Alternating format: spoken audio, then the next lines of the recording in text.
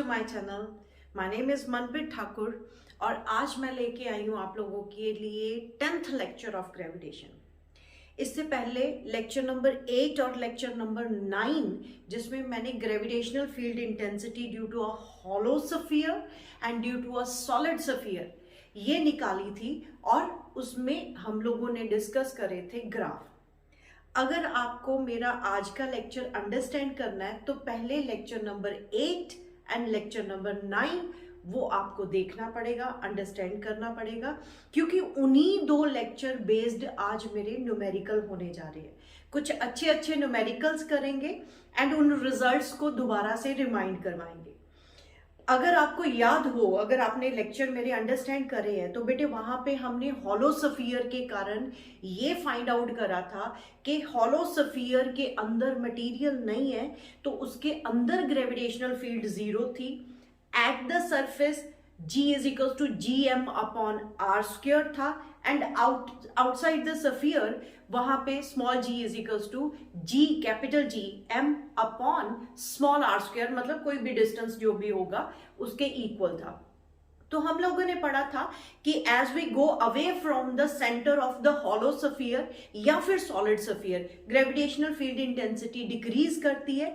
लेकिन एक डिफरेंस था इन दोनों आर्टिकल्स में। Gravitational field inside the solid sphere zero नहीं थी। ये चीज अपने माइंड में आपको रखनी है। वहां पे ग्राफ सॉलिड स्फीयर के केस में ग्राफ भी डिफरेंट था एंड हॉलो स्फीयर के केस में ग्राफ डिफरेंट था। ये सब आपको रिमाइंड करना पड़ेगा, आपको दोनों लेक्चर अंडरस्टैंड करने पड़ेंगे। आज के लेक्चर में मैं आप लोगों को न्यूमेरिकल्स करवाने जा रही हूं इन्हीं दो लेक्चर के बेस्ड।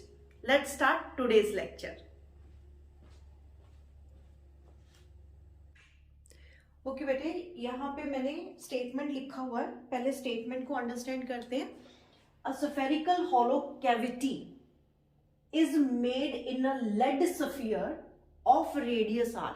हमारे पास एक लेड स्फीयर है, उसमें से एक कैविटी बनाई हुई है, स्फीयर का रेडियस आर दिया हुआ है, such that its surface touches the outside surface of the lead sphere.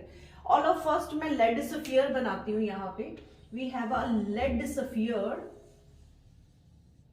ठीक है।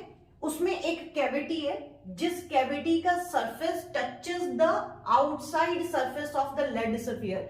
मतलब यहां पे एक कैविटी, इसका सेंटर ले लेते हैं बेटे, इसका सेंटर लिया, रेडियस कुछ भी आर हुआ, तो वो कहता है कि इस कैविटी का surface outer surface of the lead के सरफेस को टच कर रहा है और उसके बाद वो बोल रहा है and passes through its centre.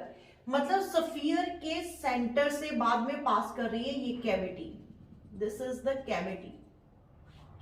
Cavity हमें स्टेटमेंट बोल रही है कि हमारे पास एक लेड स्फीयर है और जिसका रेडियस कैपिटल आर है, तो उसमें एक कैविटी बना दी गई है। वो कैविटी का आउटर सरफेस इसको टच कर रहा है एंड दूसरा सरफेस इस सॉलिड लेड स्फीयर के सेंटर में से पास हो रहा है। मतलब ये मुझे स्टेटमेंट बोल रही है। ये डायग्राम, हमें डायग्राम गिवन नहीं है लेकिन डायग्राम स्टेटमेंट से हमें खुद बनानी पड़ेगी। अच्छा, फिर आफ्टर दैट वो कहते हैं ग्रेविटेशनल फील्ड इंटेंसिटी यानी gravitational field strength eight point P निकालनी है। वो P पॉइंट हमें कहीं पे यहां पे दिया हुआ है, यहां पे P पॉइंट हमें यहां पे दिया हुआ है, ठीक है। ध्यान से समझो बेटे, हमें स्टेटमेंट जो बोल रही है स्टेटमेंट के अकॉर्डिंग मैंने डायग्राम बना दिया। डायग्राम में उसने हमें दिया हुआ है कि कैविटी जो है वो लेड स्फीयर के सरफेस आउटर सरफेस को टच कर रही है यहां पे, एंड दूसरा पार्ट बोल रहा है कि वो इस लेड स्फीयर के सेंटर में से भी पास कर रहा है। स्टेटमेंट को पढ़ो, 2-3 बार पढ़ो, अंडरस्टैंड कर लोगे, उसके बाद अपना डायग्राम बनाना शुरू करना। और हमें इसका स्फीयर का ये जो लेड स्फीयर है उसका रेडियस आर दिया हुआ है एंड आफ्टर दैट देखो उन्होंने बोला कि given that mass of the sphere before cavity, मतलब जब ये कैविटी नहीं थी पूरा स्फीयर था उस टाइम उसका मास m था। मतलब स्फीयर का विदाउट कैविटी मास m है। अब यहां से लेके यहां तक रेडियस r हुआ, मतलब स्फीयर का, लेकिन कैविटी का रेडियस कितना हुआ बेटे? कैविटी का रेडियस हुआ यहां से लेके यहां तक r/2। यहां से लेके यहां तक, ठीक है। स्फीयर का रेडियस आर है, इट्स ओके, लेकिन कैविटी का रेडियस कितना हुआ, ऑब्वियस है, डायग्राम को अंडरस्टैंड करो तो r/2 बन रहा है। अब मान लो कि ये x डिस्टेंस ले लेते हैं, यहां से लेके यहां तक x डिस्टेंस है, यहां पे मुझे P पॉइंट पे ग्रेविटेशनल फील्ड फाइंड आउट करनी है उस सॉलिड लेड स्फीयर के कारण जिसमें ये कैविटी बनी हुई है। क्वेश्चन बड़ा इंटरेस्टिंग है बेटे, इसको अंडरस्टैंड करो अच्छे से। तो मुझे P पॉइंट पे ग्रेविटेशनल फील्ड फाइंड आउट करनी है, तो मैं कैसे करूंगी, वेरी सिंपल, आप क्या करो, पूरे स्फीयर के कारण P पॉइंट पे ग्रेविटेशनल फील्ड फाइंड आउट कर लो एंड आफ्टर दैट कैविटी के कारण फाइंड आउट कर लो, दोनों को माइनस कर दो। है तो सिर्फ सिंपल सी यही बात, लेकिन कितना माइनस करना है वो हमें थोड़ा सोचना पड़ेगा। ऑल ऑफ फर्स्ट मैंने मान लिया कि ये मेरा डिस्टेंस x है, और ध्यान से देखो अगर मुझे यहां से डिस्टेंस लेना हो तो वो कितना हो जाएगा, यहां से अगर डिस्टेंस लेना हो तो वो मान लो y है, तो y इज इक्वल टू किसके इक्वल हो रहा है इस टाइम, वो ये x में से अगर r/2 मैं माइनस कर दूं तो y आ रहा है। ध्यान से देखो जरा, हमारे पास पूरा सॉलिड स्फीयर जो है उसका रेडियस r दिया हुआ है, तो उसमें जो कैविटी है उसका रेडियस r/2 है। तो ये डिस्टेंस मेरा अगर x है और ये डिस्टेंस y है, तो y किसके इक्वल हुआ, x में से बेटे r/2 में अगर माइनस कर दूं तो y आ जाएगा। तो मेरे पास y इज इक्वल्स टू यहाँ पे x में से r/2 माइनस करने पे मिल रहा है, ये माइंड में रखना, ठीक है। अब मुझे gravitational field intensity at point P find out करनी है, वो किसके इक्वल होगा, ग्रेविटेशनल फील्ड पूरे स्फीयर की निकाल लूं अगर मैं, जब मैं कैविटी मानती नहीं हूं कि कैविटी बीच में है, पूरे स्फीयर की ग्रेविटेशनल फील्ड में से gravitational field of cavity minus कर दो तो आपके पास रिजल्ट आ जाएगा। अब याद करो बेटे, gravitational field intensity solid sphere की आउटसाइड द सॉलिड स्फीयर हम लोगों ने फाइंड आउट करी हुई है, लेक्चर नंबर 9 पे जाके देखोगे तो वो था Gm अपॉन, ये जैसे हम लोगों ने पढ़ा हुआ है कि अगर यूनिफॉर्म डिस्ट्रीब्यूशन ऑफ मास हो तो हम इस पूरे स्फीयर का mass considered at the centre of the sphere. ये चीज मैं बहुत बार बता चुकी हूं, अगर हमारे पास यूनिफॉर्मली डिस्ट्रीब्यूटेड मास हो तो सारा का सारा मास हम कंसंट्रेटेड समझते हैं या मानते हैं eight the centre of the sphere. अभी के लिए मैं पूरा स्फीयर कंसिडर कर रही हूं जिसमें कैविटी नहीं है, तो सारा मास इसका m जो मास है वो यहां पे कंसंट्रेटेड है, तो यहां से लेके P पॉइंट का जो डिस्टेंस है that is x Gm upon x square.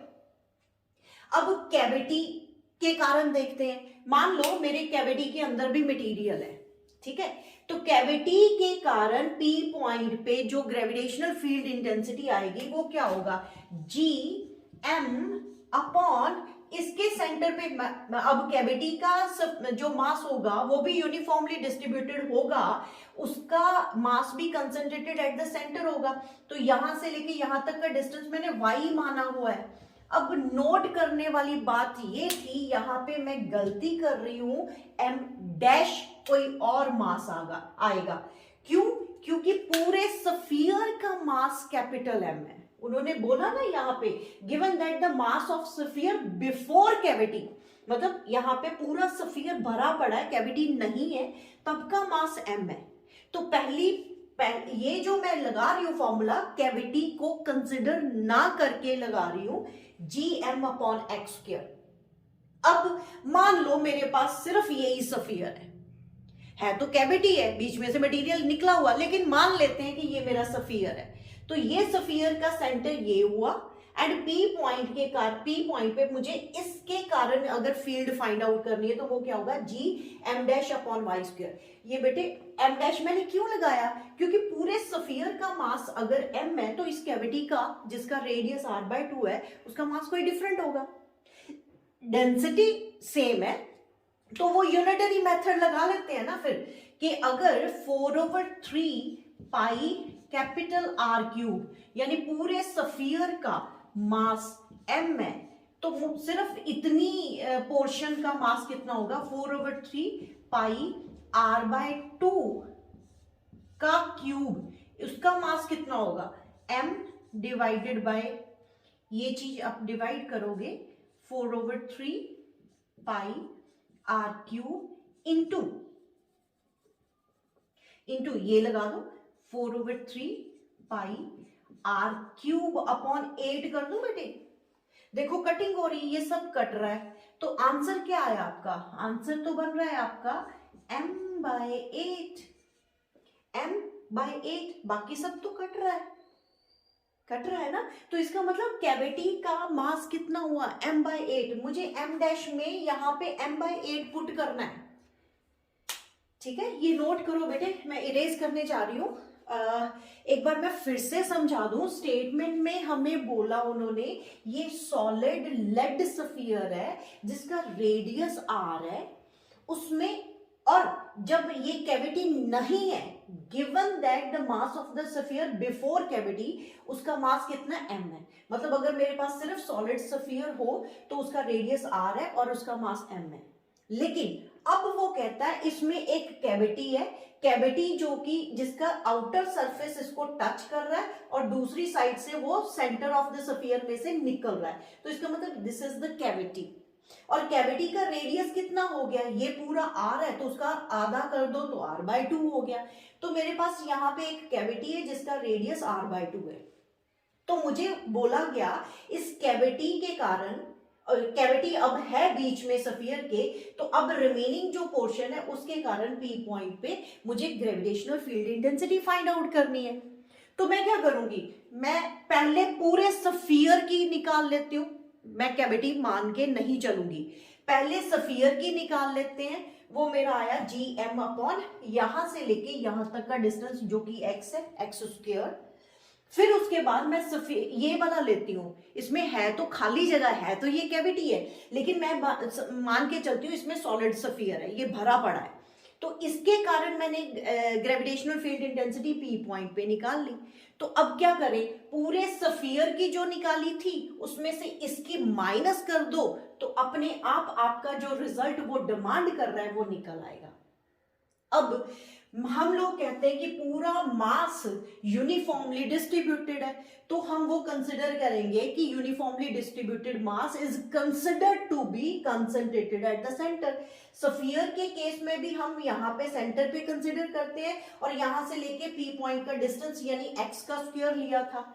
अब ये कैविटी वाला जो पोर्शन था उसमें भी मैं सेंटर पे ही कंसिडर करूंगी, तो यहां से लेके यहां तक का डिस्टेंस जो कि मेरा y है, जो किसके इक्वल है, x में से r/2 माइनस कर दो तो y आ जाएगा, तो y की जगह मैं यहां पे पुट करूंगी x माइनस r/2।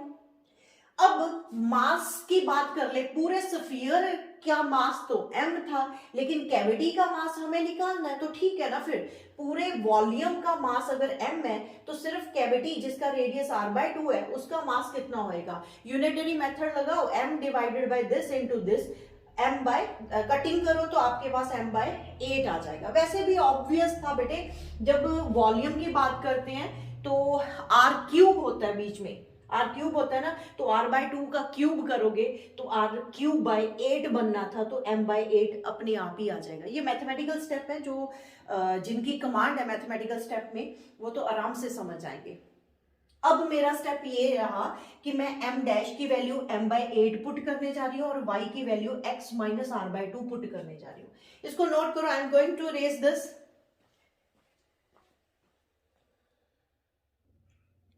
ओके बेटे, मैं वैल्यू यहाँ पे पुट करने जा रही हूँ m डैश की, और gravitational intensity at point p is equals to आ गया gm upon x² minus gm/8 divided by x minus r/2 का स्क्वायर, r/2 का स्क्वायर। इसमें से कुछ कॉमन निकाल लेते हैं, gm अपॉन x² अगर मैं कॉमन निकालूं तो 1 माइनस यहाँ पे आ रहा है 1/8, 8 नीचे आ जाएगा बेटे। यहाँ से अगर मैं x कॉमन निकाल रही हूँ तो sorry x minus R by two का होल स्क्वायर। ठीक है, अगर यहाँ से 8 यहाँ पे रख लेते हैं और यहाँ पे आ जाएगा आपका x, अगर मैं बाहर निकालती हूँ तो 1 minus R by two common निकाले।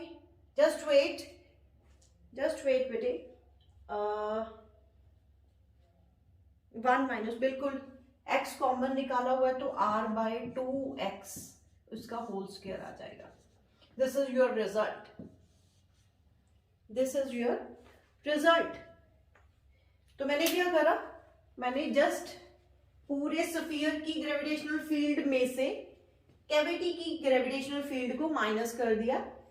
कैविटी का मास मेरा m/8 आया था और कैविटी का जो डिस्टेंस है y वो किसके इक्वल है, x में से r/2 माइनस कर दो।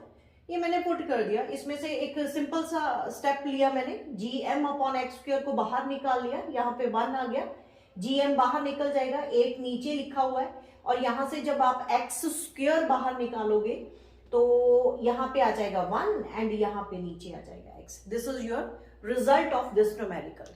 नोट करो इसको, और इसके बाद एक और न्यूमेरिकल करवाती हूँ जिसमें कुछ ऐसा ही है डायग्राम, लेकिन वहां पे हमें कैविटी यहाँ पे टच करती हुई या सेंटर में से पास करती हुई नहीं है, कोई इधर उधर होगी कैविटी।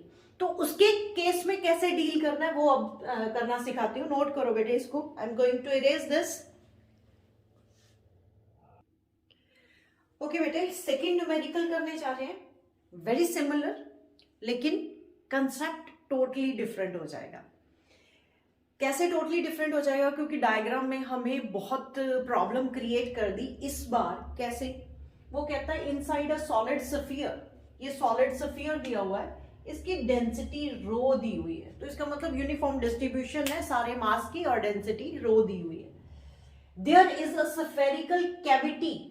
अब कैविटी कहाँ पे है, पिछली बार तो ये था ना कैविटी इसको टच करती थी और दूसरा इस सेंटर में से पास कर रही थी, तो वो हमें स्टेटमेंट बोल रही थी। इस बार क्या बोल रही है, वो कहता है there is a cavity, spherical cavity whose centre is at the distance L from the centre of the sphere.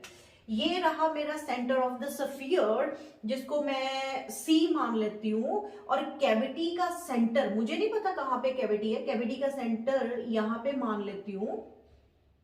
ठीक है, और कैविटी बेटे थोड़ा सा और नजदीक कर लेते हैं, कैविटी का सेंटर यहाँ पे ले लेते हैं, ये C' मान लूंगी, और कैविटी जो है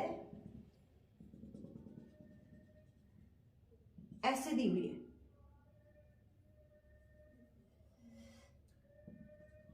कैविटी का सेंटर यहाँ पे मान लेते हैं, और सिर्फ हमें इतना दिया हुआ है कि स्फीयर का सेंटर और कैविटी का सेंटर जो है वो L डिस्टेंस पे है।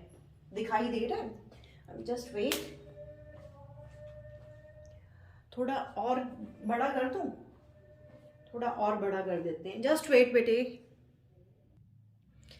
हमें कैविटी का सेंटर और स्फीयर के सेंटर का डिस्टेंस उन्होंने दिया हुआ है L, और उसके बाद find the strength of gravitational field inside the cavity.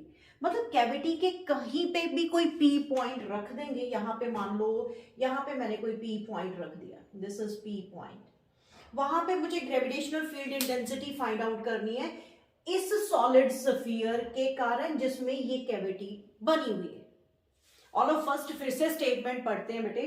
वो कहते हैं inside a uniform solid sphere जिसकी डेंसिटी रो है, there is a spherical cavity, ये कैविटी बनी हुई है, whose center is at a distance of L from the center of the sphere। ये रहा सेंटर ऑफ स्फीयर और ये रहा सेंटर ऑफ कैविटी, इसमें डिस्टेंस हमें L दिया हुआ है।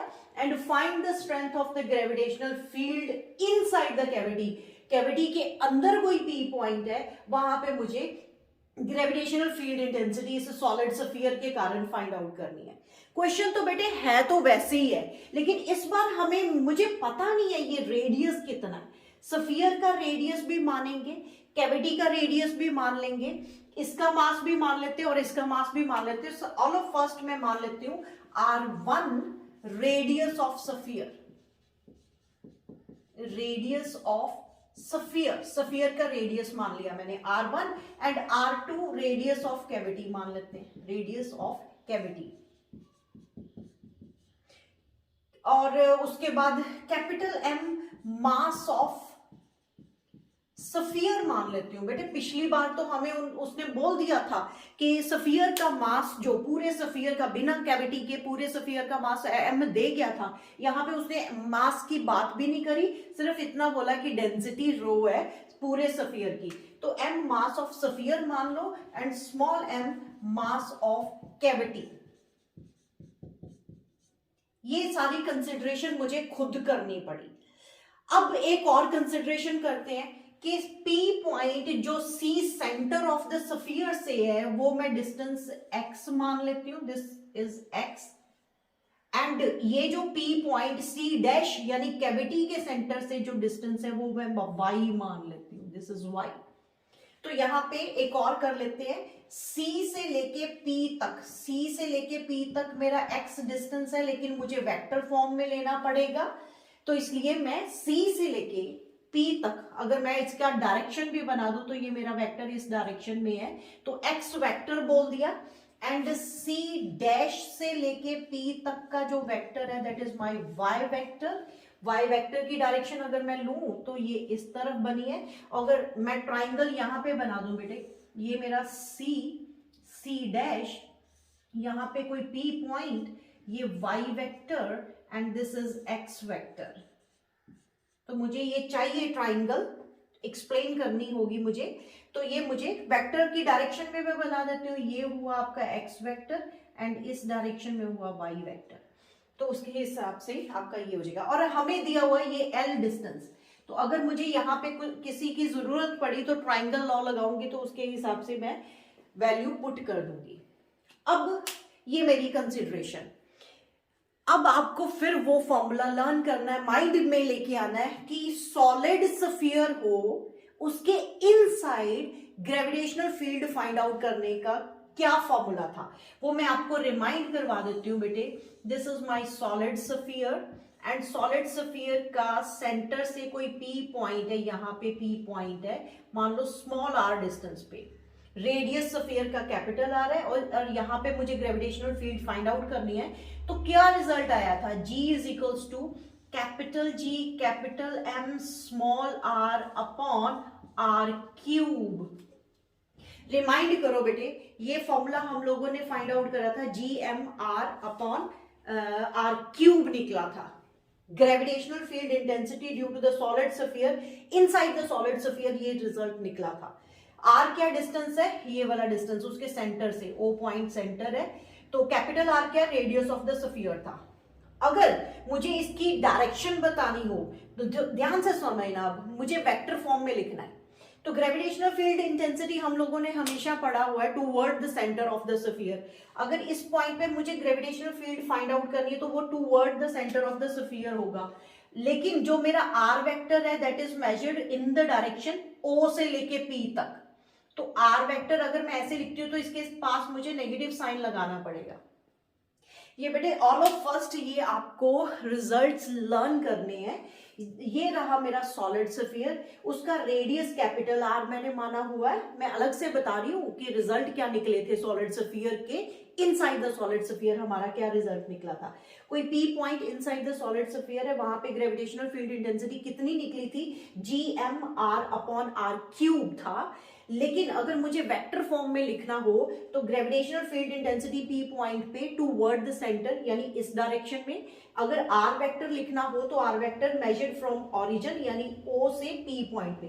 R वेक्टर की डायरेक्शन इस तरफ, ग्रेविटेशनल फील्ड इंटेंसिटी की डायरेक्शन इस तरफ, मतलब both are in opposite direction, that's why I put the negative sign here.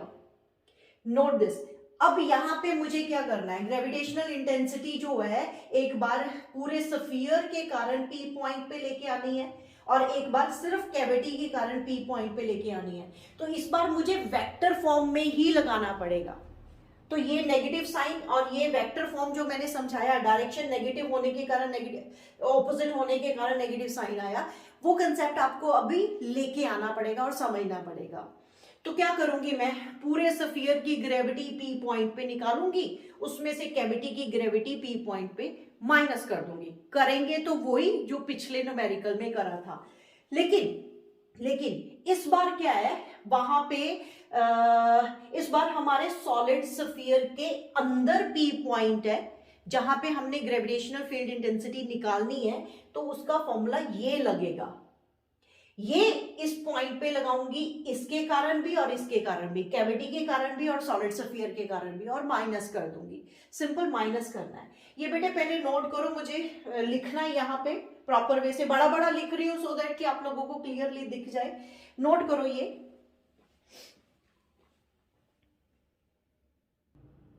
Okay बेटे, मुझे फाइंड आउट करना है पी पॉइंट पे सॉलिड स्फीयर विद कैविटी के कारण ग्रेविटेशनल फील्ड इंटेंसिटी। तो क्या करूं, जीपी फाइंड आउट करना है, तो मैं स्फीयर की निकाल के उसमें से कैविटी की माइनस कर दूंगी। ठीक है, अब मुझे ग्रेविटेशनल फील्ड इंटेंसिटी स्फीयर के कारण निकालनी है। तो स्फीयर मेरा सॉलिड स्फीयर है और उसके इनसाइड कोई पी पॉइंट है जहां पे मेरा फॉर्मूला लगेगा जी एम, और सी पॉइंट से पी का डिस्टेंस है एक्स अपॉन इसका जो स्फीयर का रेडियस है बेटे वो मैंने r1 माना हुआ है और कैविटी का रेडियस r2 माना हुआ है। तो यहाँ पे r1 का क्यूब आ जाएगा। अगर मुझे वेक्टर फॉर्म में लिखना है तो यहाँ पे वेक्टर डाल के, यहाँ पे वेक्टर डाल के विद नेगेटिव साइन, मैंने नेगेटिव साइन का कंसेप्ट आपको समझा दिया। अगर मुझे पोजीशन वेक्टर देखना है तो सी पी लिखूंगी, सी से पी का distance position vector from C point, तो वो इस डायरेक्शन में है। लेकिन ग्रेविटेशनल फील्ड इंटेंसिटी हमेशा टूवर्ड द सेंटर होती है, तो वो इस तरफ होगी। तो that's why I am putting the negative sign here. And इसी तरह मुझे कैविटी का भी फाइंड आउट करना है। कैविटी के कारण जो ग्रेविटेशनल फील्ड इंटेंसिटी बन रही है वो बनेगा जी एम। अब मुझे एम नहीं पता, स्मॉल एम है ना, ये मैंने कंसिडर करा हुआ है ना, स्फीयर का मास मैंने कैपिटल एम कंसिडर करा हुआ है और कैविटी का मास मैंने स्मॉल एम कंसिडर करा हुआ है। तो वो निकाल लेंगे, इन टर्म्स ऑफ डेंसिटी निकालेंगे। तो इसका डिस्टेंस कितना है, कैविटी का सेंटर सी डैश और पी पॉइंट वाई पे है, तो वाई अपॉन कैविटी का रेडियस मैंने r2 माना हुआ है तो r2 का क्यूब होगा। अगर मुझे वेक्टर फॉर्म में लिखना है तो I have to put the negative sign here again. तो अभी आपको सिर्फ ये दो वैल्यूज यहाँ पे पुट करनी है और रिजल्ट आएगा। लेकिन हमें सिर्फ उसने डेंसिटी दी हुई है और हमें एल दिया हुआ है, मुझे एक्स और वाई की फॉर्म में नहीं। एक्स और वाई मेरी खुद की कंसिडरेशन है, r1 r2 मेरी खुद की कंसिडरेशन है, स्मॉल एम और कैपिटल एम खुद की कंसिडरेशन है। हम कंसिडरेशन के टर्म में आंसर नहीं लेके आ सकते, हम उस टर्म्स में आंसर लेके आ सकते जो हमें गिवन थी। गिवन क्या, एक ले दे के हमें एक डेंसिटी दे गया और सी से लेके सी डैश का डिस्टेंस दिया हुआ एल। तो इसका मतलब मेरा final result in terms of L और डेंसिटी की टर्म में ही होना चाहिए। तो उसके लिए मुझे ये टर्म्स डिलीट करनी पड़ेगी, कैपिटल एम स्मॉल एम, और x और y मुझे नहीं चाहिए। r1 और r2 चलो radius of the sphere and radius of the cavity ये भी निकल जाने चाहिए। तो ठीक है बेटे, ऑल ऑफ फर्स्ट मुझे कैपिटल एम चाहिए। ओके, तो हम लोगों को फॉर्मूला पता है, density is equals to mass per unit volume होता है। तो वहां से अगर मुझे मास निकालना है, कहां पे लिखूं बेटे, अब अगर मुझे कैपिटल एम चाहिए तो वो कहां पे लिखेंगे, capital M is equals to होगा 4/3 पाई r1 क्यूब इंटू रो। यही होता है ना फॉर्मूला बेटे, डेंसिटी का फॉर्मूला क्या होता है, density is equals to mass per unit volume. अगर मुझे स्फीयर की डेंसिटी तो स्फीयर की भी रो होगी और कैविटी की भी रो ही होगी। अब मास मुझे चाहिए था, वॉल्यूम के साथ मल्टीप्लाई कर दूंगी, वॉल्यूम ऑफ द स्फीयर लिखना पड़ेगा 4/3 पाई r1 क्यूब इंटू रो। अगर मुझे स्मॉल एम चाहिए तो उसके लिए क्या होगा, 4/3 पाई r2 का क्यूब इंटू रो। ये दो मासेस मेरे इन टर्म्स ऑफ डेंसिटी आ गए, ये वैल्यू मैं यहां पे पुट कर दूंगी। ठीक है, यहीं पे पुट करो बेटे, यहां पे पुट कर देती हूँ। ओके, हमारे पास क्या रिजल्ट आ रहा है, माइनस जी एम की जगह ये मैं पुट करने जा रही हूँ 4/3 पाई r1 का cube into rho into x vector upon r1 का क्यूब। देखो बेटे, ये R1 क्यूब कट गया। तो सिमिलरली यहाँ पे भी मैं फिर से बोल रही हूँ बेटे, ये सब हमारी खुद की कंसिडरेशन थी। Capital M mass of the sphere, small m mass of the cavity नहीं गिवन था। R1 radius of the sphere, R2 radius of the cavity, ये भी कहाँ गिवन है? नहीं गिवन ना। तो और ये x डिस्टेंस और y डिस्टेंस, ये भी तो हमने खुद ही कंसिडर करे। Position vector of p point due to this sphere center and position vector of p point due to the cavity center, तो ये भी खुद की कंसिडरेशन थी। ले दे के दो ही तो टर्म दी हुई है इस स्टेटमेंट में, एक तो डेंसिटी और एक ये c से लेके c डैश का डिस्टेंस। तो मेरा अभी कितना काम हो गया, r डिलीट हो रहा है, R1 डिलीट हो रहा है, x का इंतजाम कर लेंगे, अभी R1 डिलीट हो रहा है। यहां पे भी मैं वैल्यू पुट करने जा रही हूँ ये स्मॉल m की। तो मेरी ग्रेविटेशनल फील्ड इंटेंसिटी कैविटी के कारण क्या आ रही है, वेक्टर फॉर्म में ही लिखूंगी, माइनस जी। अब इसकी वैल्यू मैं पुट करने जा रही हूँ 4/3 पाई R2 का क्यूब रो, ये Y vector divided by R2 का क्यूब। यहां पे भी ये कट रहा है। ओके, मेरा रेडियस का काम डिलीट हो गया, रेडियस यहां पे खत्म हो रहा है। अब x और y का ही सिर्फ रिजल्ट मतलब यूज करेंगे। आई रिपीट अगेन बेटे, ये मैं इरेज नहीं कर रही हूं अभी, ध्यान से समझ लो। मुझे स्फीयर की ग्रेविटेशनल फील्ड में से कैविटी की ग्रेविटेशनल फील्ड माइनस करनी थी। ये सॉलिड स्फीयर वाला, इनसाइड द सॉलिड स्फीयर वाला मैंने रिजल्ट लगा दिया, minus G M X upon R cube. अब मुझे मास नहीं गिवन था, मास नहीं गिवन तो ये फॉर्मूला लगाते हैं, mass is equals to volume into density कर दिया। अगर ये मास स्फीयर का है तो रेडियस ऑफ स्फीयर आएगा, अगर ये मास कैविटी का है तो रेडियस ऑफ कैविटी आएगा। ये कैपिटल एम की वैल्यू मैंने यहाँ पे पुट करी, मेरा R1 क्यूब ऊपर और नीचे कटिंग हो गई। इसका रिजल्ट मैं लिख लेती हूँ अभी, और उसके बाद ये स्मॉल m की वैल्यू यहाँ पे पुट करूंगी तो यहाँ पे R2 क्यूब नीचे ऊपर कटिंग हो रही है। तो अब ये बचा g 4/3 pi g rho x vector, 4/3 pi g rho y vector with negative sign. सिर्फ ये बचा, ये मैं वैल्यू यहाँ पे पुट कर दूंगी अब। ठीक है, ये मैं स्फीयर अभी कहाँ पे करूं, नोट करो बेटे, मैं मुझे इरेज ही करना पड़ेगा। आप बस इतना ध्यान रखना कि मुझे यहाँ पे ये लिखना है 4/3 पाई जी रो एक्स वेक्टर, और यहाँ पे लिखना है मुझे 4/3 पाई जी रो वाई वेक्टर। बाकी मेरा कटिंग हो रहा है तो ये मैं लिख दूंगी अब और यहाँ पे पुट कर दूंगी। नोट करो बेटे, मैं इरेज करने जा रही हूं। ओके, देखो बेटे, मैंने रिजल्ट यहाँ पे पुट कर दिया। स्फीयर के कारण ये रिजल्ट था, कैविटी के कारण ये रिजल्ट था, बीच में माइनस है, ये माइनस माइनस प्लस हो जाएगा, और इसमें से मैं कॉमन भी निकालने जा रही हूँ।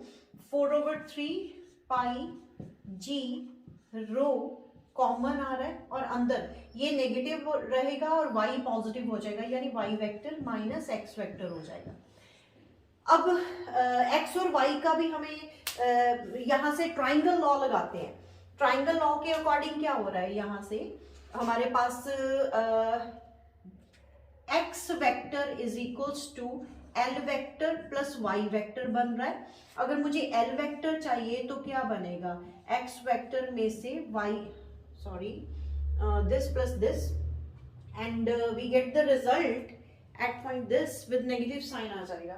ठीक है, x minus x vector minus y vector बन रहा है।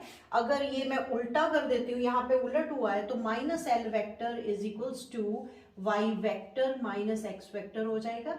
इसकी वैल्यू यहाँ पे पुट कर देती हूँ। We get the result, final result 4/3 pi g rho l vector with negative sign. अब मैंने बोला था ना कि मेरे पास result in terms of density और लेंथ, ये एल डिस्टेंस की टर्म में ही आना चाहिए, क्योंकि हमें स्टेटमेंट ने सिर्फ वही इंफॉर्मेशन दी हुई है जो हम लोगों ने खुद कंसिडर करा था, वो फाइनल रिजल्ट में नहीं आना चाहिए। तो अभी आप चेक कर सकते हो, मेरे फाइनल रिजल्ट में एल वेक्टर आ रहा है और रो आ रहा है ना, बाकी कोई भी कंसिडरेशन वाली टर्म्स नहीं आ रही।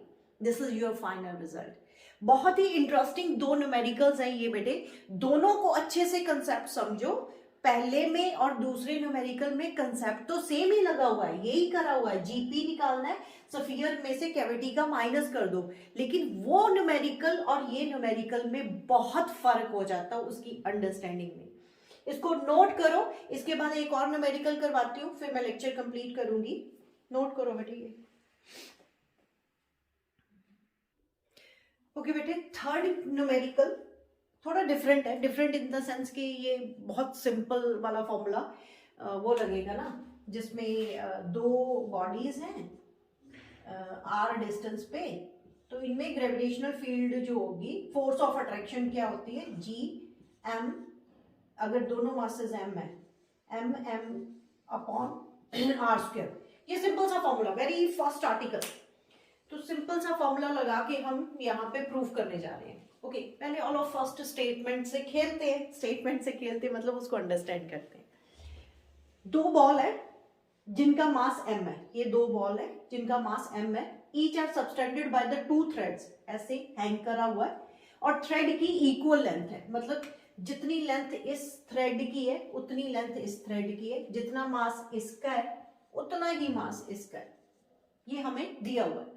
If the distance between the upper end of the thread, upper end of the thread ये है, इसमें डिस्टेंस उन्होंने r दिया हुआ है, यानी यहां से लेके यहां तक का डिस्टेंस स्टेटमेंट बोल रही है, यानी ये वाला डिस्टेंस इस पोजीशन पे ये आपका r होने वाला है, ठीक है ना। जब स्ट्रेट सीधी खड़ी है ना, तो इन थ्रेड में डिस्टेंस r है, तो अगर वो सीधी है इक्विलिब्रियम में यहीं पे है, तो यहाँ पे r डिस्टेंस है।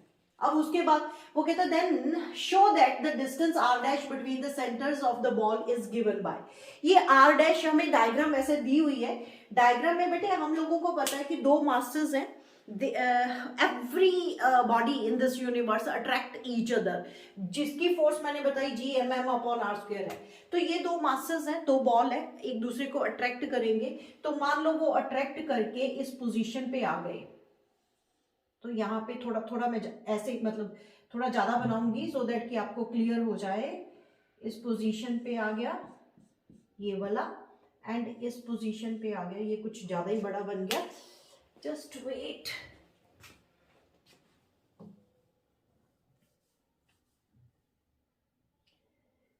बड़ा इसलिए बना रही हूं कि क्लियर हो, आपको दिखाई दे, लेकिन फिर भी मुझे थोड़ा सा ध्यान देना पड़ेगा। मान लो ये मास आ गया इधर और ये वाला मास आ गया इधर, अट्रैक्ट होने के बाद, तो मतलब ये एक ही बॉल है, ये डॉटेड बना दो, इसकी पोजीशन हमने इक्विलिब्रियम पे ये शो करी है। तो यहाँ पे जो इनके सेंटर से जो डिस्टेंस है बेटे, मैंने बॉल बड़े बड़े बनाए हैं, these balls are just like a point mass, और इनके जो डिस्टेंस यहाँ पे दिया हुआ है दैट इज r डैश। ये हमें स्टेटमेंट ने बोला हुआ है कि r डैश और r ये गिवन है।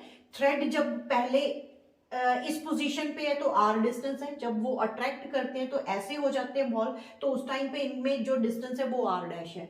तो रिजल्ट ये कहता है कि हमें निकाल के दो।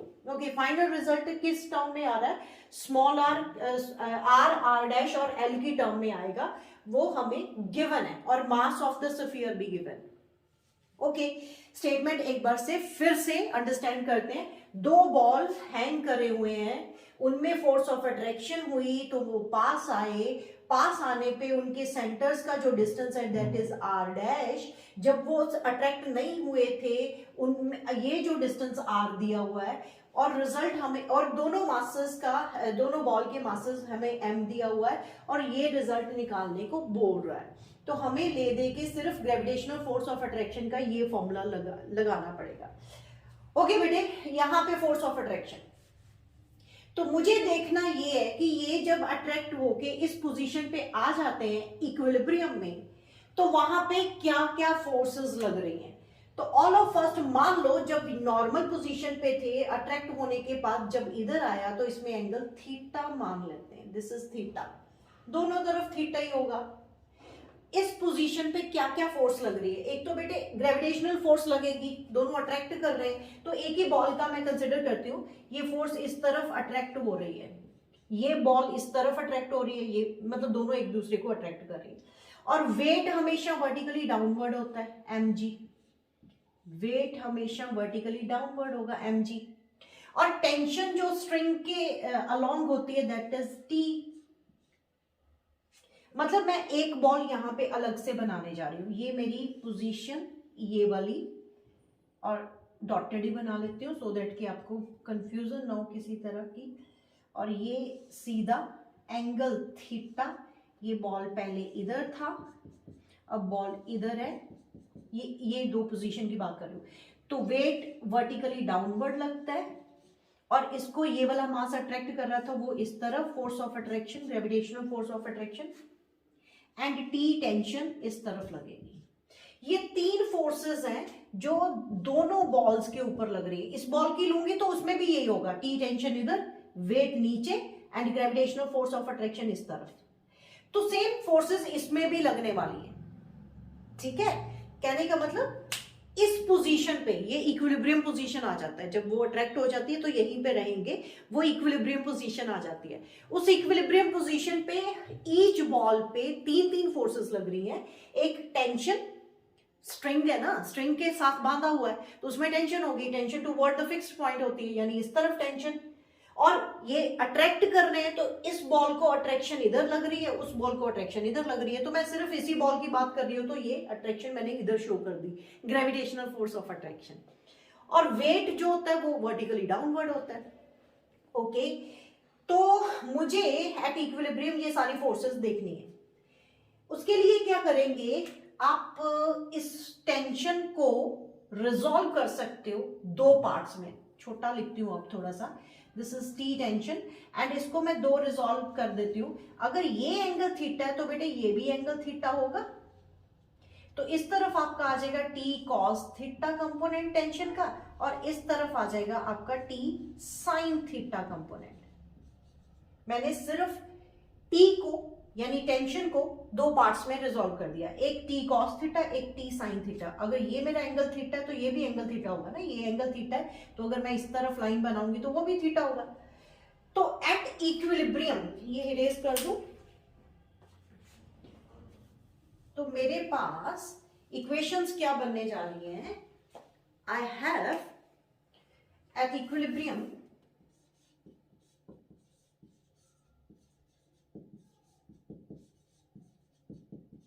एट इक्विलिब्रियम, ये फोर्स इसके इक्वल, ये फोर्स इसके इक्वल, तभी तो बॉल वहीं पे टिका रहेगा ना। इक्विलिब्रियम, जब इक्विलिब्रियम का मतलब वो उस पोजीशन पे रुक गया, इक्विलिब्रियम आ गया, अपवर्ड फोर्स डाउनवर्ड के इक्वल, लेफ्ट वाली राइट के इक्वल, तो ये फोर्स इसके इक्वल कर देंगे, ये फोर्स इसके इक्वल कर देंगे। तो एट इक्विलिब्रियम हमारे पास जो इक्वेशंस बन रही हैं वो बना T cos theta is equal to M into G, ये इसके इक्वल, और T sine theta is equals to F, जो कि ग्रेविटेशनल फोर्स है, जो किसके इक्वल होगा बेटे, जी एम स्क्वायर अपॉन, ये दोनों मासेस में डिस्टेंस कितना है, आर डैश का स्क्वायर, आर डैश का स्क्वायर। ठीक है बेटे, ध्यान से समझो, ये वाली फोर्स इसके इक्वल है तो मैंने लिख दिया T cos theta is equal to M G, तो ये वाली फोर्स इसके इक्वल है, यानी F is equal to T sine theta, T sine theta is equal to F लिखना था। F क्या है, ग्रेविटेशनल फोर्स, किनमें, इन दोनों मासेस में। तो इन दोनों मासेस में ग्रेविटेशनल फोर्स अट्रैक्शन जो होगी वो क्या होगा, G m1 m2 upon r square होता है। तो ये दोनों मासेस m थे तो m स्क्वायर हो गया, इनमें डिस्टेंस कितना है, r डैश का स्क्वायर हो गया। ठीक है, अब मैं क्या करूंगी, इन दोनों को डिवाइड कर दूंगी। तो जब डिवाइड करा तो मेरे पास यहाँ पे t से t कट जाएगा, बेटे उल्टा करके डिवाइड करती हूँ, मुझे tan थीटा फाइंड आउट करना है। तो ये फर्स्ट इक्वेशन कर दो, ये सेकंड कर दो, and you have to divide, second को डिवाइड कर दो फर्स्ट के साथ, तो यहाँ पे t कट जाएगा और आपका आएगा tan theta is equals to, ये ऊपर था G M square upon R square, और ये कट जाएगा, जी ऊपर चले जाएगा, and we get the final result tan theta is equals to G M upon ये कटिंग करने के बाद बेटे जी एम अपॉन, एक एम कट रहा है, आर डैश का square into G. Look at this, यही बन रहा है, G M upon R dash square upon जी, यही बन रहा है बेटे। इन दोनों को डिवाइड कर दो, इसको ऊपर रखेंगे, सेकेंड इक्वेशन को मैंने ऊपर रखा एंड फर्स्ट को नीचे, टी से टी गया, sine theta upon cos theta tan theta and एक एम कट जाएगा, जी एक एम बचा और ये उलट, ये नीचे है आर डैश का स्क्वायर और ये नीचे डिवाइड करेंगे तो ये, ठीक है। नोट करो, मुझे टेन थीटा निकालना है अब इस ट्राइंगल में से, इस ट्राइंगल में से। वो कंसेप्ट थोड़ा सा अंडरस्टैंड करना पड़ेगा, एक बार इसको नोट करो, फिर उसके बाद मैं वो भी एक्सप्लेन करती हूँ, टेन थीटा भी। ओके, मेरा result tan theta is equals to G M upon R dash square into G. अब मुझे टेन थीटा देखना है, ये देखो ना, हमें प्रूफ ये करना है, ये प्रूफ करना है, तो इसमें टेन थीटा तो है नहीं। अब ध्यान से समझना, मैं ट्राइंगल ये वाली चूज करने जा रही हूँ, ये वाली, तो मैं ट्राइंगल बनाने जा रही हूँ, मैं इरेज करूंगी ये, लेकिन पहले ट्राइंगल बनाते।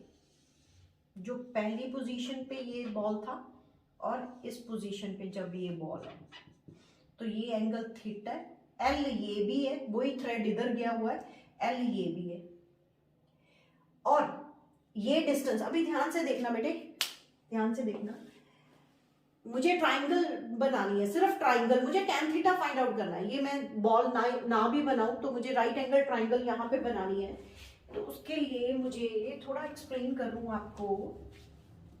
लुक एट दिस, मुझे ये ट्राइंगल बनानी है, दिस एंड दिस। मैं अभी बॉल नहीं बनाऊंगी ये वाली, और ये ऐसे, and this is theta and ये भी लेंथ एल है और ये भी लेंथ एल है, ठीक है, इस पोजीशन पे गया हुआ है। तो मुझे फाइंड आउट करना है टेन थीटा, थीटा के सामने वाला परपेंडिकुलर एंड बेस, तो परपेंडिकुलर ये डिस्टेंस मुझे चाहिए, ये वाला डिस्टेंस, ये वाला डिस्टेंस चाहिए, ये वाला डिस्टेंस, मुझे सिर्फ ये वाला डिस्टेंस चाहिए, ये वाला, यहां से लेके यहां तक बॉल जो गया है, तो वो कितना डिस्टेंस होगा वो मुझे अभी देखना है। ये डिस्टेंस चाहिए मुझे, समझ लो। तो tan theta is equals to क्या हो जाएगा, tan theta is equals to, अब ये ध्यान से देखना, this base perpendicular upon base होगा, ये डिस्टेंस मुझे चाहिए, ये वाला पॉइंट, अगर ये बॉल इधर है और इधर है। अभी ध्यान से देखो बेटे, ये डिस्टेंस कितना आएगा, ये पूरा डिस्टेंस आर, यहां से लेके यहां तक का डिस्टेंस, ये दो बॉल जब सीधी पड़ी थी तब डिस्टेंस हमें आर गिवन है, और जब ये इस पोजीशन पे आ जाता तो आर डैश। अगर बेटे मैं आर में से आर डैश माइनस कर दूं तो पोर्शन कौन सा बच रहा है, ये वाला और ये वाला। फिर से बताओ क्या कह रहा है, मुझे सिर्फ ये डिस्टेंस चाहिए, ठीक है, ये डिस्टेंस जो मैंने बनाया हुआ है, ये मेरा एल स्ट्रिंग पहले यहां पे थी, जब इधर चलेगी तो ये वाला स्ट्रिंग वही है, तो एल डिस्टेंस वही होगा। मुझे सिर्फ ये देखना है, ये बॉल यहां से लेके यहां तक डिस्प्लेस कितना डिस्टेंस करा, ये निकालना है मुझे। ओके, फिर से देखते हैं, जब नॉर्मल पोजीशन पे था आर, ये आर डिस्टेंस गिवन था ना हमें, तो ये आर, लेकिन जब अट्रैक्ट कर गए तो ये कितना डिस्टेंस आर डैश, तो रिमेनिंग आर में से आर डैश माइनस कर दूं तो डिस्टेंस कौन सा बच रहा है, ये और ये वाला और ये वाला। फिर से, अगर आर डिस्टेंस ये वाला है, अट्रैक्ट करने के बाद आर डैश, अगर आर में से आर डैश में माइनस कर दूं तो डिस्टेंस कौन से बच रहे हैं, ये वाला और ये वाला। तो अगर मुझे सिर्फ इतना ही चाहिए तो आर माइनस आर डैश का हाफ इधर हुआ, आर माइनस आर डैश का हाफ इधर हुआ, तो ये डिस्टेंस कितना हुआ, आर में से आर डैश माइनस करके डिवाइडेड बाय 2, डिवाइडेड बाय 2। फिर से मेरी एक बात ध्यान से समझ लो, न्यूमेरिकल तो बहुत इजी है, सिर्फ यही कंसेप्ट देखना था। ये आर डिस्टेंस जब नॉर्मल पोजीशन पे था, जब उन्होंने अट्रैक्ट करा तो आर डैश पे, तो आर में से आर डैश माइनस करूं तो डिस्टेंस कौन से बच रहे हैं, ये वाला डिस्टेंस और ये वाला डिस्टेंस। तो आर में से आर डैश माइनस करूं तो आधा डिस्टेंस इधर, आधा डिस्टेंस इधर, यानी R minus R dash divided by 2 इधर, r minus R dash divided by 2 इधर। तो मुझे सिर्फ एक ही बॉल की बात कर रही हूँ, यहां से यहां डिस्प्लेस करी, यहां से यहां डिस्प्लेस करी, तो ये डिस्टेंस मेरा कितना हुआ, r minus R dash upon 2। तो मुझे tan थीटा मिल गया। अब tan थीटा क्या होता है, perpendicular upon base. tan theta is equals to perpendicular upon base, यानी r minus R dash divided by 2 upon base यानी l। तो tan थीटा की वैल्यू यहां पे मैं पुट करूंगी, ठीक है बेटे, इरेज करने जा रही हूं। मैंने बहुत अच्छे से कंसेप्ट समझा दिया आपको कि ये डिस्टेंस इधर और इधर वाला डिस्टेंस कितना होगा, r माइनस आर डैश। तो दो पार्ट्स में डिवाइडेड है, तो आधा इधर कर दो आधा इधर कर दो, आधा वाला मैंने उठा लिया, r minus R dash upon 2 कर दिया। तो यहां से मैंने tan थीटा फाइंड आउट कर लिया। ये tan थीटा की वैल्यू मैं यहां पे पुट कर दूंगी और मेरा फाइनल रिजल्ट आ जाएगा। अब न्यूमेरिकल खत्म है। यहाँ पे यहीं पे कर दूं बेटे, ये वैल्यू tan थीटा की वैल्यू यहाँ पे मैं पुट करने जा रही हूँ। तो वी गेट ये tan theta r minus R dash upon 2l, tan theta की वैल्यू पुट कर दी, इज इक्वल्स टू क्या है, G M upon R dash का स्क्वायर इंटू जी। तो रिजल्ट इसके साथ मैच करवाना है तो करवा देते हैं। उन्होंने ये चीज उठा के कंपेयर करो, जी आर डैश का स्क्वायर, जी आर डैश का स्क्वायर इधर रखा हुआ है और 2l उधर रखा हुआ है, क्रॉस मल्टीप्लाई कर दो, हैंस प्रूव्ड। यही तो प्रूफ करना था आपने, यही तो प्रूफ करना था, ठीक है। और फाइनल रिजल्ट क्या बना, क्रॉस मल्टीप्लाई कर दो बेटे, क्रॉस मल्टीप्लाई करने पे आपका फाइनल रिजल्ट बन रहा है, दैट इज, इसको इधर लेके आओ, तो जी आर डैश का स्क्वायर इनटू ये r minus R dash is equals to 2l gm। This is your final result. Erase करने से पहले जल्दी से एक बार फिर से रिपीट कर देती हूँ। हमें दो बॉल्स दी थी, दोनों अलग अलग थ्रेड के साथ हैंग करा था उनको, और ये उन्होंने दिया था दोनों थ्रेड्स में डिस्टेंस r है, और लेंथ ऑफ द थ्रेड हमें l दिया हुआ था, और मास ऑफ द स्फीयर हमें m दिया हुआ था। और हुआ क्या, अब हमें पता है, न्यूटन सर ने हमें बताया हुआ है कि दो मासेस जब कभी भी किसी डिस्टेंस पे पड़े हो तो उनमें फोर्स ऑफ अट्रैक्शन होती है। तो इनमें भी अट्रैक्शन हुई, वो थ्रेड यहाँ पे थे, वो इस तरफ हो गए, मतलब इस तरफ आ गए। तो इस पोजीशन, ये पोजीशन इक्विलिब्रियम में होगी, वो वहीं पे रहेंगे। क्यों ऐसा होगा, क्योंकि जब इस पोजीशन पे है बॉल, उस पे तीन फोर्सेस लग रही थी। कौन कौन सी, एक तो इस बॉल ने उसको अट्रैक्ट करा था, ग्रेविटेशनल फोर्स, एक tension toward the fixed point, string है तो उसमें टेंशन लगेगी, टूवर्ड द फिक्स्ड पॉइंट होगा, एक वर्टिकली डाउनवर्ड mg होगा, जिसमें टेंशन को मैंने रिजॉल्व कर लिया था। अगर ये एंगल थीटा तो ये भी एंगल थीटा होगा, तो इसको रिजॉल्व करके टी कॉस थीटा और टी साइन थीटा। अगर बॉल इक्विलिब्रियम में है तो इसका मतलब अपवर्ड फोर्स डाउनवर्ड फोर्स के इक्वल, लेफ्ट वाली राइट के इक्वल, तो ये फोर्स इसके इक्वल कर दो, ये फोर्स इसके इक्वल कर दो। जब हमने इक्वल कर दी थी फोर्सेस, उसमें से इक्वेशन को डिवाइड करा तो tan theta is equal to बन गया था। उसके बाद आपके पास न्यूमेरिकल है। तो एक कंसेप्ट थोड़ा सा कंफ्यूज करता बच्चों को, वो भी मैं बता दूं। जब मुझे tan थीटा निकालना था, यहाँ पे ये वाली स्ट्रिंग ये है, मैंने बॉल नहीं बनाया यहाँ पे, और ये वाली स्ट्रिंग वही स्ट्रिंग है, इधर हुई है, तो इधर बना दिया, ये भी L ये भी L, इसमें एंगल थीटा, ये पोजीशन मैं ले रही हूँ यहाँ पे। अब मुझे निकालना था ये डिस्टेंस। ये डिस्टेंस कैसे आएगा, पूरा डिस्टेंस r है, अट्रैक्ट करने के बाद r डैश यहाँ पे है, तो r में से r डैश माइनस कर दो तो कौन सा डिस्टेंस बन रहा है, ये और ये दोनों। तो ये कितना हुआ, r minus R dash divided by 2, r minus R dash divided by 2, ये मैंने लिख दिया, एंड वहां से tan थीटा निकाला एंड कंप्लीट कर दिया न्यूमेरिकल। बेटे ये न्यूमेरिकल जो मैंने आज करवाए हैं उसको अच्छे से समझो, कंसेप्ट। पिछले दो न्यूमेरिकल, इससे पहले जो मैंने दो न्यूमेरिकल करवाए, वो तो लेक्चर नंबर 8 और लेक्चर नंबर 9 के बेस्ड है। सॉलिड स्फीयर के इनसाइड और सॉलिड स्फीयर के outside gravitational field intensity find out करनी है। तो ये न्यूमेरिकल तो वेरी फर्स्ट लेक्चर के बेस्ड था, लेकिन इंटरेस्टिंग था, ट्रिकी क्वेश्चन था, तो इसलिए मैंने आज के लेक्चर में ये करवाया। अच्छे से पढ़ो, कंसेप्ट को समझो और न्यूमेरिकल्स खुद भी ट्राई करा करो, नोट्स बनाओ। All the very best.